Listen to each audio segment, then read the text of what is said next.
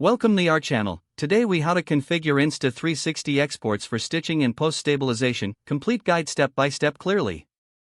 To begin, open your Insta360 app on your device.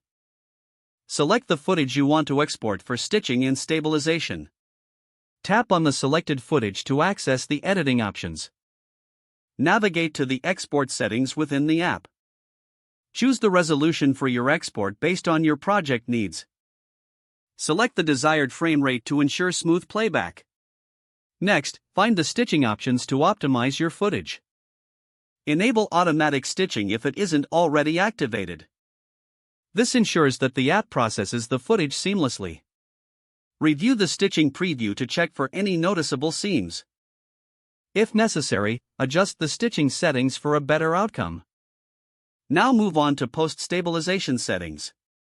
Enable the stabilization feature to reduce shakes and jitters.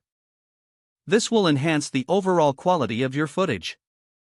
You may also adjust the stabilization level if available.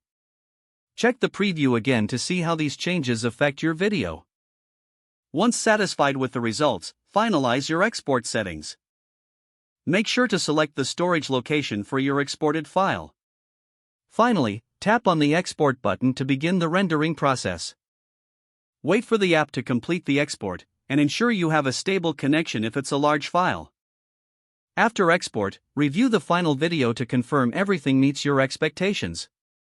And that's it, you're now ready to use your configured Insta360 footage for any project.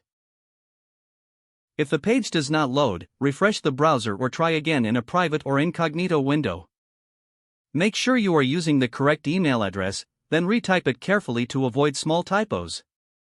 If your password is not accepted, use the reset option and create a new strong password you can remember. Check your spam folder for verification or security emails, then complete any requested confirmation steps. Enable two-factor authentication if available to improve account security and reduce unauthorized access risk. After signing in, review your profile details so your contact information and settings are accurate and current. Don't forget to like this video and subscribe to our channel for more step-by-step tech guides.